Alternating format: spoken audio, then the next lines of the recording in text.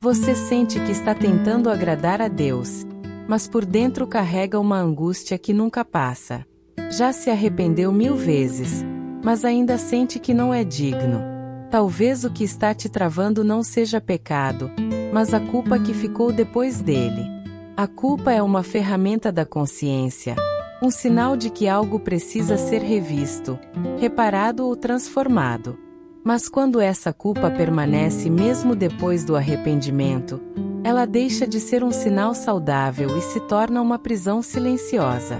Muitas pessoas vivem sua fé baseadas nessa prisão emocional.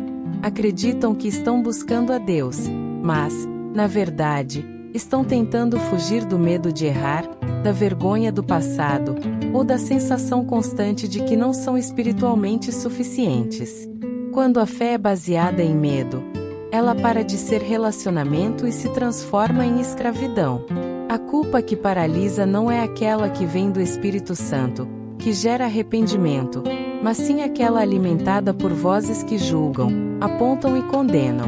E, muitas vezes, essas vozes foram internalizadas por causa de experiências religiosas traumáticas.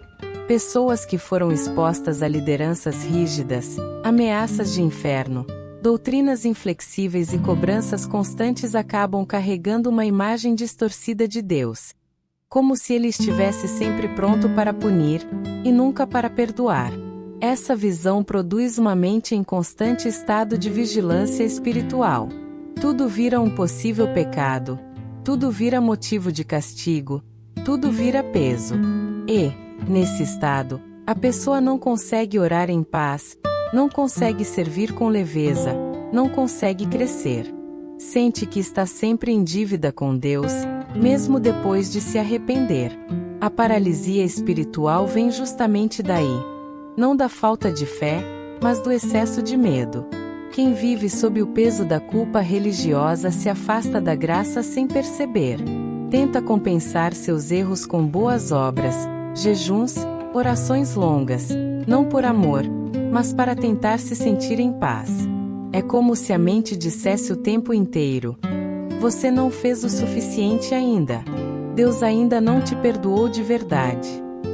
E isso não é evangelho, é opressão espiritual. A verdade é que o perdão de Deus não vem por performance, nem pelo número de lágrimas derramadas. Ele vem pela fé em Jesus, que já pagou o preço por completo. Quando a mente não entende isso, a pessoa continua pagando uma dívida que já foi quitada. E o mais triste é que, enquanto carrega essa culpa, ela deixa de viver a vida abundante que Deus planejou. É preciso coragem para reconhecer que sua fé pode estar sendo conduzida pela culpa, e não pela graça. E ainda mais coragem para pedir a Deus que cure essa ferida, porque a culpa espiritual não sai com frases prontas, mas com uma jornada de cura, verdade e libertação. Começa quando você entende que Deus não te ama apesar dos seus erros. Ele te ama sabendo exatamente quem você é. Ele não está te esperando com um chicote, mas com um abraço. A única coisa que te impede de avançar talvez não seja o passado, mas o peso que você ainda carrega dele. Hoje, Deus quer aliviar esse peso. Ele quer que você caminhe com leveza, com fé restaurada, com mente curada. A culpa que te paralisou não tem mais autoridade sobre você. A partir do momento que você entrega essa dor nas mãos de Jesus, Ele transforma essa prisão em ponte. E você volta a andar, volta a confiar, volta a viver.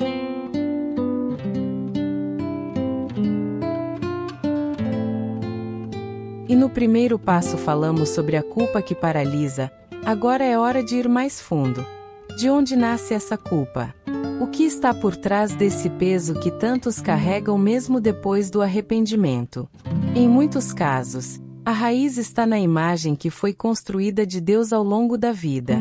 E infelizmente, nem sempre essa imagem é saudável ou verdadeira. Muita gente aprendeu a ver Deus como um fiscal severo, um juiz impaciente, um inspetor divino que está sempre observando, pronto para anotar falhas e aplicar punições. Essa figura de Deus, dura, distante e exigente, foi cultivada em muitos corações por meio de mensagens carregadas de medo, ameaças e condenação. Ao invés de ensinar sobre o amor transformador de Deus, algumas doutrinas enfatizaram o terror do inferno. Em vez de mostrar o coração de um pai que cura, foi apresentada a face de um carrasco que vigia. Essa caricatura espiritual, muitas vezes alimentada por lideranças religiosas autoritárias, causou uma ferida profunda. A pessoa não teme mais apenas o pecado, ela teme o próprio Deus. Quando você enxerga Deus como um fiscal, seu relacionamento com ele se torna mecânico.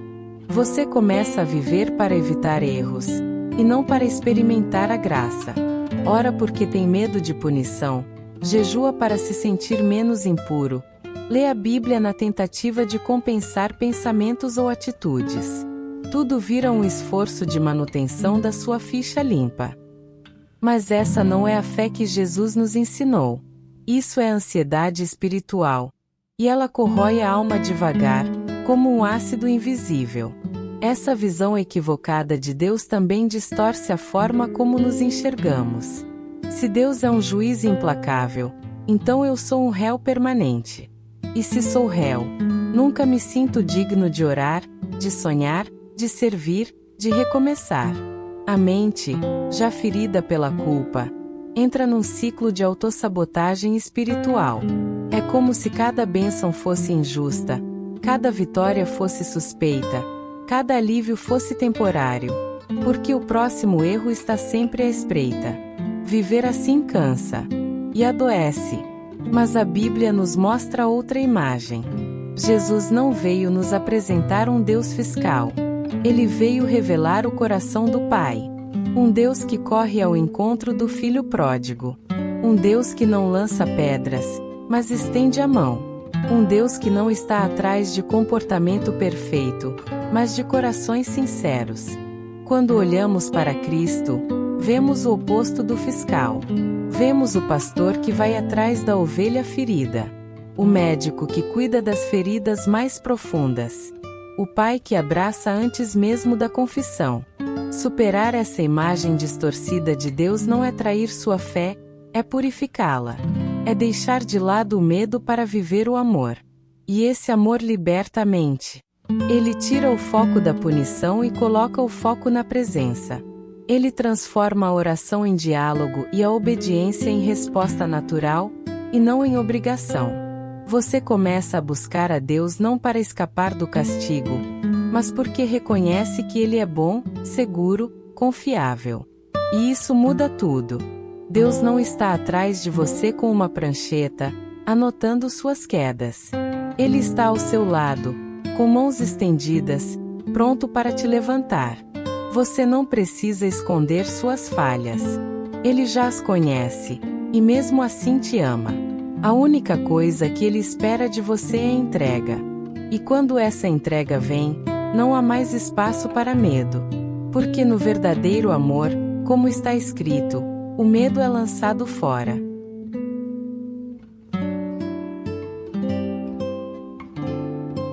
Você começou buscando Deus, e acabou se ferindo na igreja. Essa é a realidade silenciosa de muitos corações. Pessoas que foram machucadas justamente no lugar onde esperavam ser curadas. Pessoas que entraram em um templo para buscar consolo, mas saíram com feridas na alma. E o mais difícil é que essas feridas não são simples de tratar, porque não são apenas emocionais. Elas se misturam com a fé, com a espiritualidade, com a imagem de Deus. E quando o trauma vem do altar, a dor é mais profunda. Depois de carregarem por tanto tempo a culpa, como vimos no primeiro tópico, e construírem uma imagem distorcida de Deus como fiscal, como refletimos no segundo, muitas pessoas se perguntam: onde tudo isso começou? E a resposta, muitas vezes, está nas experiências que viveram dentro de comunidades religiosas. Palavras duras ditas em nome de Deus. Exigências que geravam medo em vez de arrependimento. Rejeição, julgamento, comparações, exclusão. Tudo isso em ambientes que se diziam casa do Pai. Esses são os traumas do altar. Feridas deixadas por líderes que usaram a autoridade espiritual para controlar, humilhar ou silenciar. Feridas causadas por doutrinas que exaltavam a perfeição, mas esqueciam da compaixão. Feridas provocadas por pessoas que apontavam falhas com dureza, mas não ofereciam apoio com graça. E quando isso acontece, o coração da vítima começa a associar Deus ao abuso. O sagrado se contamina com o medo. A mente entra em conflito. O espiritual vira gatilho emocional. Muitos carregam hoje bloqueios invisíveis. Não conseguem mais orar com liberdade. Não conseguem ouvir um louvor sem chorar de dor. Não conseguem frequentar uma igreja sem reviver o passado. E isso não é falta de fé, é trauma. Trauma espiritual. A alma se lembra de onde foi ferida. E, para se proteger, cria barreiras.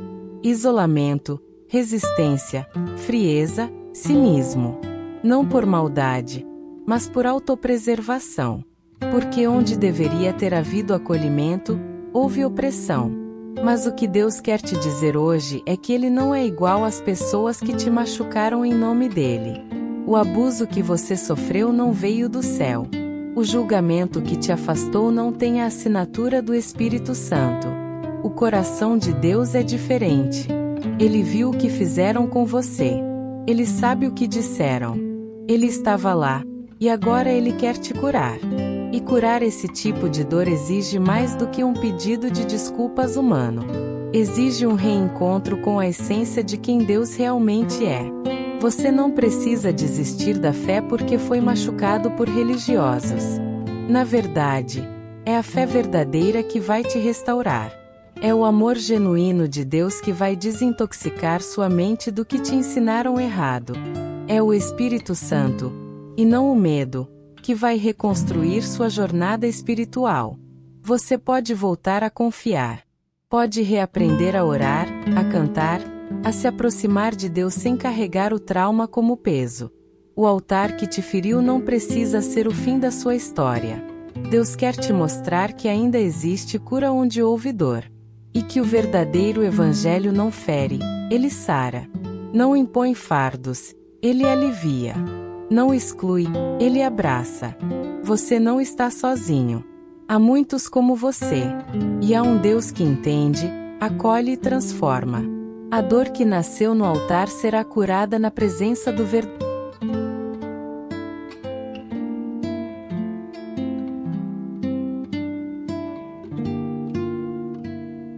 Depois de ser ferido pela culpa religiosa e de construir uma imagem distorcida de Deus, somada aos traumas vividos no altar, muitos passam a viver com um campo de batalha dentro da própria mente. Não é mais apenas sobre o que aconteceu do lado de fora. Agora, a guerra está do lado de dentro. Pensamentos confusos, vozes de acusação, medo constante de estar desagradando a Deus. Um tipo de ansiedade que não tem nome nos diagnósticos comuns, mas que adoece o espírito. A ansiedade espiritual. Essa guerra interior é silenciosa, mas intensa. Ela começa com pensamentos intrusivos, ideias repentinas e repetitivas que invadem a mente, quase sempre associadas à condenação. Você não é salvo de verdade. Você está em pecado oculto. Deus vai te castigar por isso. Se você errar de novo, Ele vai te abandonar. São pensamentos que não param, mesmo quando a pessoa já orou, já confessou, já tentou descansar. Eles não vêm da fé, vêm do medo. São sementes plantadas por experiências de opressão espiritual que, com o tempo, tomaram raiz na mente. O problema é que muitos acham que isso é normal. Acham que essa constante vigilância mental é sinal de santidade. Mas na verdade, ela é fruto de uma mente ferida. Uma mente que foi treinada para se autopunir, se autocobrar, se autoconferir o tempo todo. E isso gera um tipo de exaustão espiritual que pouca gente entende. O corpo está bem, a rotina está em ordem, mas a alma está cansada. Porque dentro da cabeça existe um tribunal funcionando 24 horas por dia. E o réu sempre é você. A autoacusação, alimentada por essa culpa não curada, cria bloqueios na vida espiritual. A pessoa começa a duvidar da própria salvação, do amor de Deus, da eficácia da cruz. Ora, mas com desconfiança. Lê a Bíblia, mas como quem procura um erro. Frequenta a igreja, mas com medo de ser descoberto como alguém indigno. A espiritualidade se transforma em um terreno de medo, e não de descanso. E onde há medo, não há liberdade. A mente vive em alerta. Tudo o que não é certeza se transforma em pânico. E quanto mais a pessoa tenta controlar seus pensamentos, mais ela se sente culpada por não conseguir. É um ciclo cruel. Pensa, se culpa por pensar, ora para tentar apagar o pensamento, mas pensa de novo, e assim por diante. Esse é o retrato de muitas mentes que já conheceram o Evangelho, mas ainda não experimentaram a liberdade que ele oferece. Mas Jesus nunca nos chamou para viver assim. Ele não veio para nos aprisionar em rituais mentais. Ele veio para nos libertar da culpa, do medo e da condenação. A palavra diz: agora, pois, já nenhuma condenação há para os que estão em Cristo Jesus. Romanos capítulo 8 versículo 1. Isso não significa que você nunca mais vai errar. Significa que você não precisa mais viver escravizado pela autoacusação. A cura da mente começa com a renovação da imagem que temos de Deus e de nós mesmos. Começa quando entendemos que os pensamentos intrusivos não definem nossa fé. Que a ansiedade espiritual pode ser tratada, sim, não como uma fraqueza espiritual, mas como uma ferida que Deus quer curar. E que o Espírito Santo não é uma voz de acusação, mas de consolo. Ele nos convence do pecado, sim, mas para restaurar, nunca para torturar. Hoje, Deus quer cessar essa guerra dentro de você. Ele quer calar essas vozes de culpa e abrir espaço para a voz da graça. Você não foi chamado para viver com medo de Deus, mas para andar com Ele. Não com ansiedade, mas com confiança. E isso começa quando você entende: o tribunal já foi encerrado. Na cruz, o veredito foi dado. E a sentença é graça.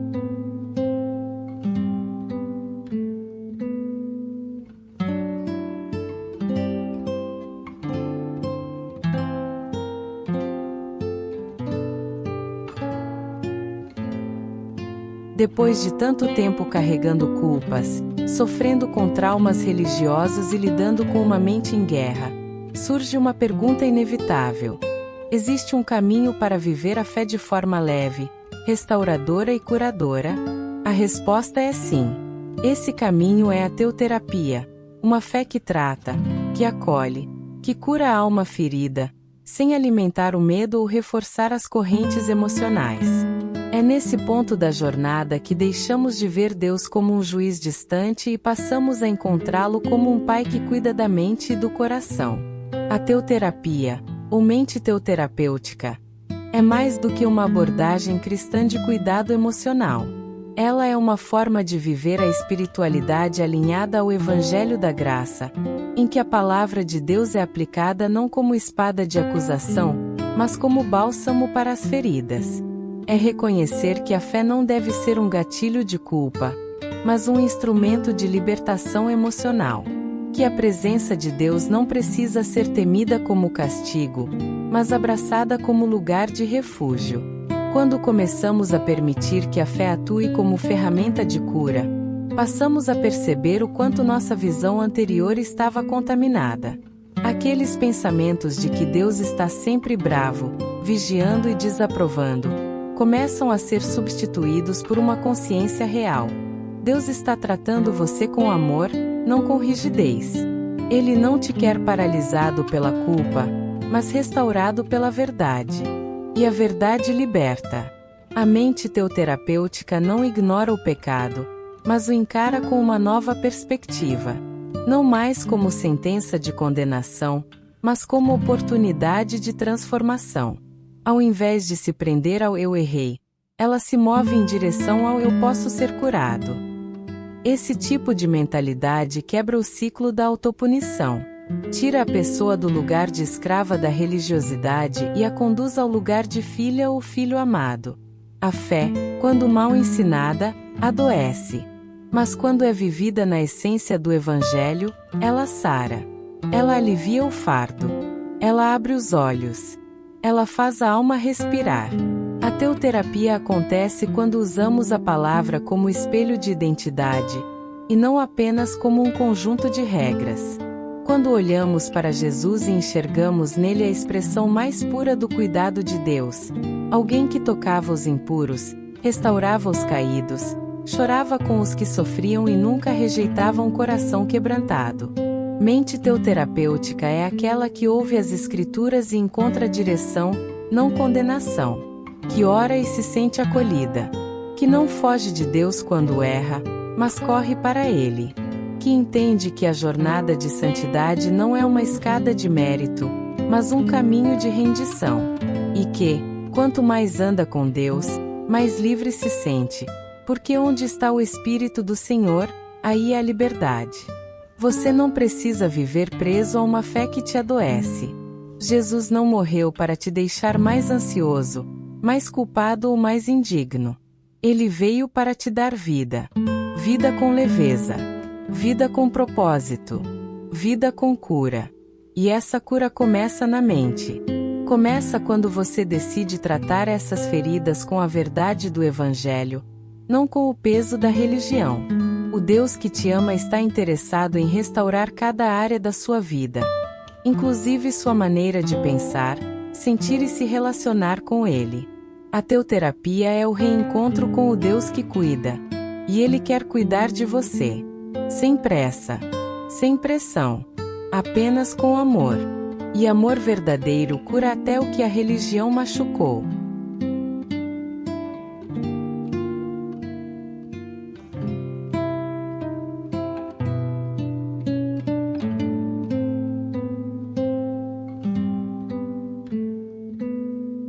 Você já pediu perdão, já chorou, já confessou, já se arrependeu. Mas dentro de você ainda existe um peso, como se Deus ainda estivesse esperando mais. Mais dor, mais provas, mais jejum, mais lágrimas.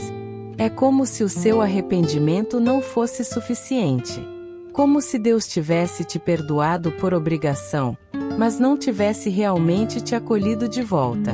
Se você se identifica com isso, pode ser que tenha sido ensinado sobre um tipo de perdão que não vem da graça, mas da culpa. Um perdão mal ensinado. Esse é um dos enganos mais cruéis da religiosidade tóxica.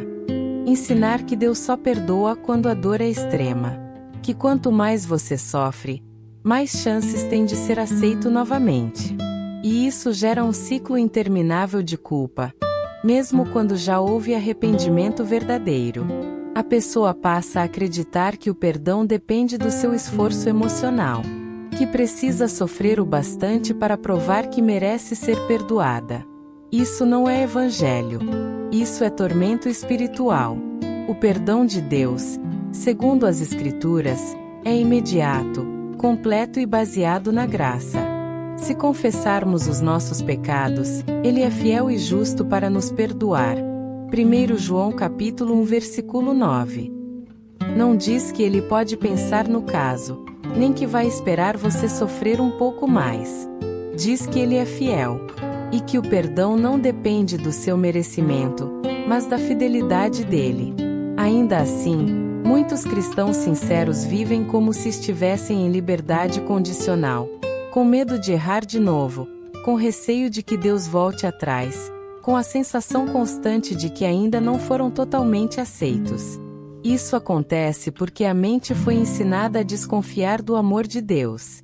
E onde há desconfiança, não há descanso. A pessoa até acredita que foi perdoada no papel, mas no íntimo, continua se sentindo impura, envergonhada, insegura. E essa insegurança espiritual vira um fardo silencioso. Um peso que impede de orar com liberdade, de servir com alegria, de viver com leveza. A alma ainda está na cela, mesmo que a porta já tenha sido aberta. É aqui que a teoterapia, como vimos anteriormente, entra de forma profunda. Porque ela não apenas ensina sobre o perdão, ela ajuda a sentir o perdão, a internalizar a verdade, a romper com a culpa residual que a religiosidade deixou. Quando você entende que o perdão de Deus é um ato de amor, e não de negociação, sua mente começa a ser liberta. Você para de tentar pagar por algo que já foi pago. Para de tentar ser digno de algo que já foi te dado. E começa, enfim, a viver como alguém realmente perdoado. Lembre-se, arrependimento não é sinônimo de autopunição. É transformação. Deus não quer te ver sofrendo para acreditar na sua sinceridade. Ele quer te ver se levantando, caminhando, recomeçando. O sangue de Jesus não cobre só o pecado, cobre também a vergonha. Ele não apenas te limpa, ele te devolve a dignidade. E você não precisa mais viver olhando para trás. Hoje, Deus está dizendo: você já foi perdoado. Agora viva como alguém livre. Não importa o que disseram, nem o que você sente, a verdade permanece. Você é amado. Você é aceito. E nenhuma culpa religiosa pode anular o que a cruz já declarou. Você está limpo. Está perdoado. Está livre.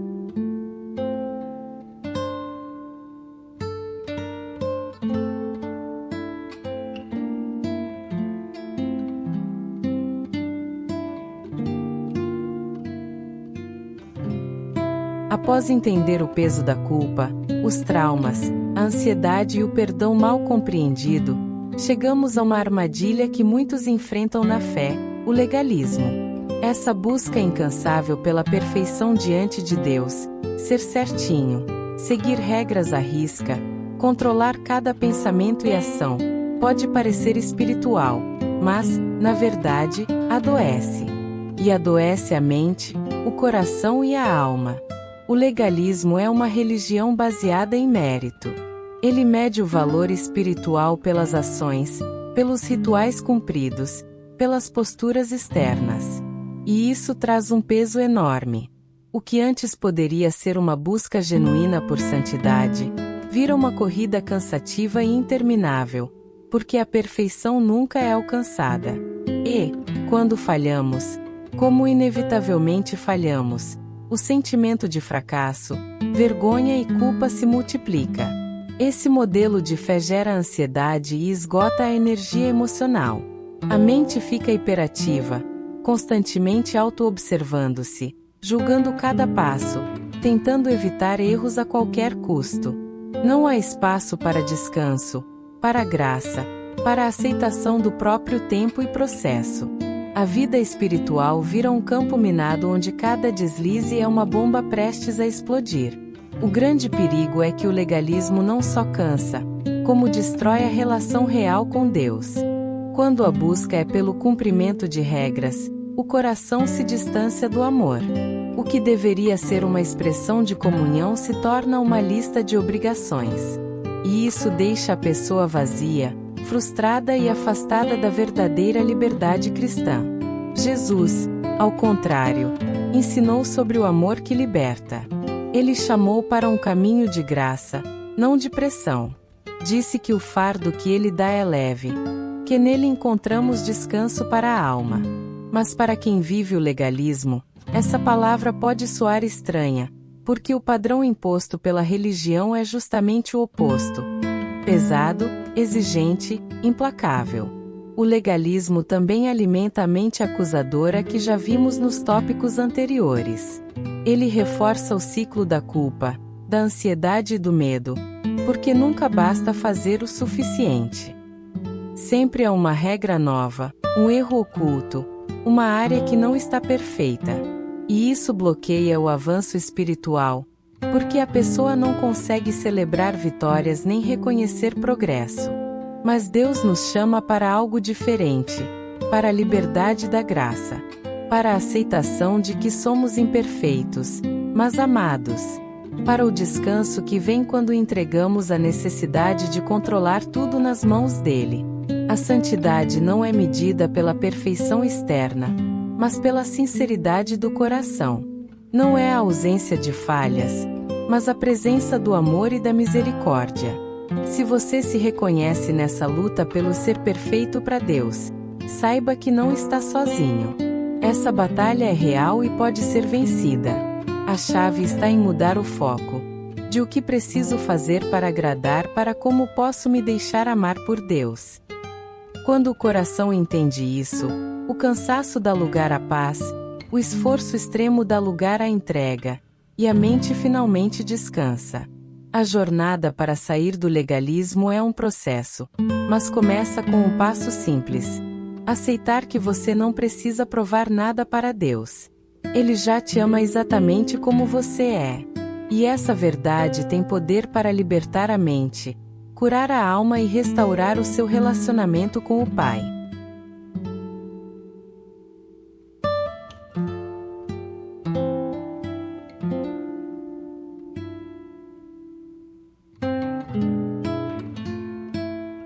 Se o legalismo adoece e cansa a alma, o que Deus realmente deseja de você?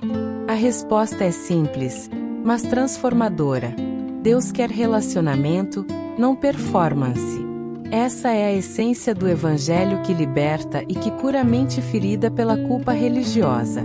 É uma mudança radical no modo como enxergamos nossa caminhada espiritual. Desde o início da criação, o desejo de Deus foi ter comunhão com o ser humano. Ele não queria seguidores que apenas cumprissem regras ou rituais, mas filhos e filhas que pudessem desfrutar de um vínculo íntimo, cheio de amor, confiança e transparência. Ele não busca uma lista de ações perfeitas.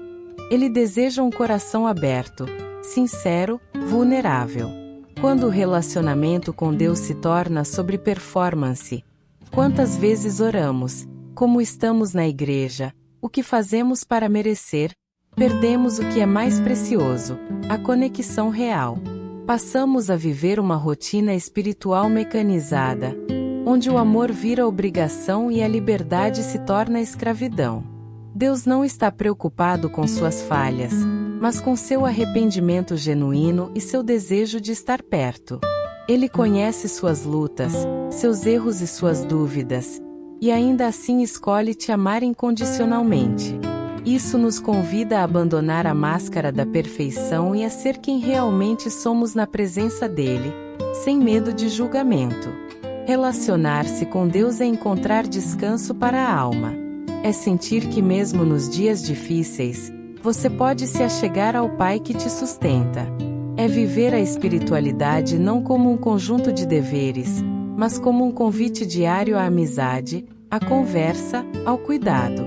É um processo que libera a mente do medo da reprovação e acolhe a pessoa inteira, com suas falhas e sua história.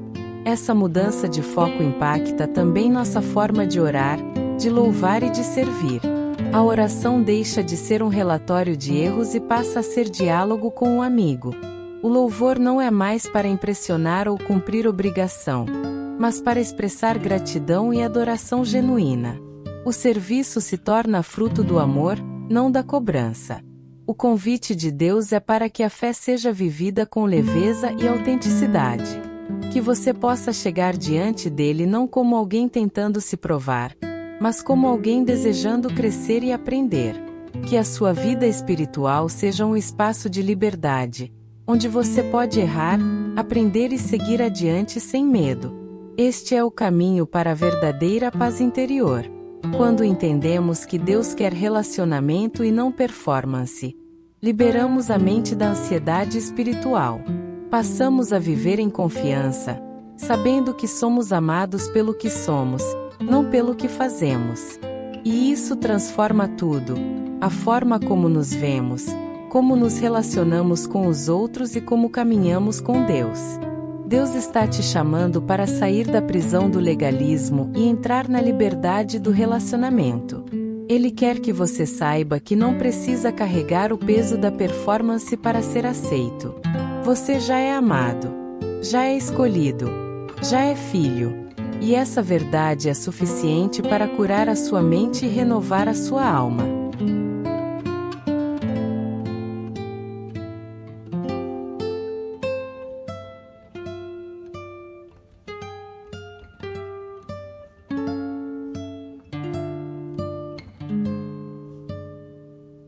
Após entender que Deus deseja relacionamento e não performance, é natural que a pergunta seguinte seja: como, afinal, podemos reconectar nossa mente e coração à graça que Deus oferece?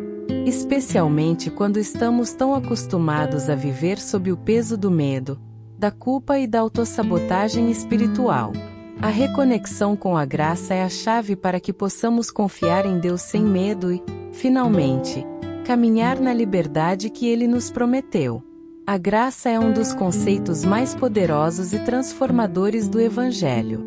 Ela é o amor imerecido que Deus nos dá, a misericórdia que não depende do nosso mérito, o perdão que é dado mesmo quando não somos perfeitos. Mas para quem viveu sob o jugo da culpa religiosa, entender a graça pode parecer um desafio.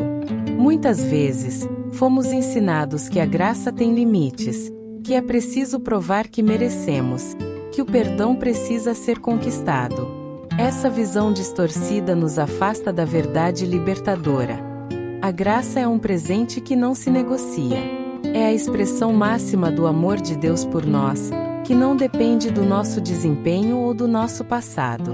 Quando reconhecemos isso, a mente começa a se libertar da prisão do medo, e o coração se abre para confiar mais plenamente em Deus. Reconectar-se com a graça significa permitir que o Espírito Santo comece a renovar nossa forma de pensar e sentir sobre Deus e sobre nós mesmos. Isso requer um processo de entrega, onde abrimos mão das falsas crenças que criamos sobre o que Deus espera e aceitamos a verdade do Evangelho. Essa entrega não é fácil, pois envolve confrontar as feridas emocionais e espirituais que nos mantêm presos. No entanto, a Bíblia nos garante que Deus é fiel para restaurar o que foi quebrado. Ele nos chama para lançar sobre Ele todas as nossas ansiedades, porque Ele cuida de nós. 1 Pedro capítulo 5 versículo 7. E mais do que isso, nos convida a descansar em Sua graça, que é suficiente para todas as nossas fraquezas. 2 Coríntios capítulo 12 versículo 9.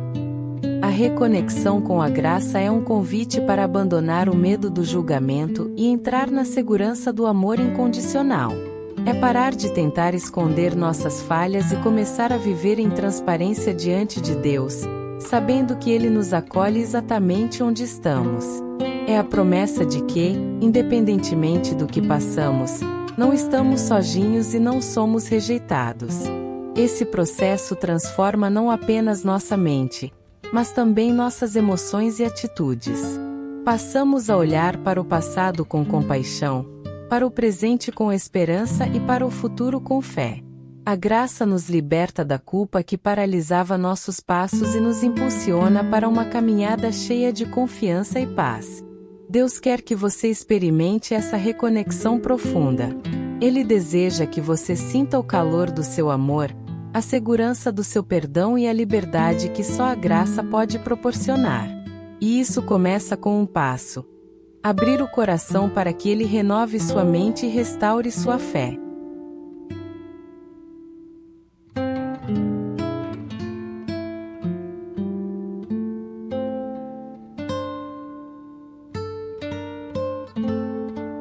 Depois de percorrer essa jornada por entre os pesos da culpa religiosa, os traumas, a ansiedade e a redescoberta da graça, chegamos ao coração do que transforma verdadeiramente a mente e o espírito, o Evangelho que cura. Esse Evangelho é a boa notícia de que, em Jesus Cristo, encontramos descanso para a alma e liberdade para caminhar sem o fardo que nos paralisava.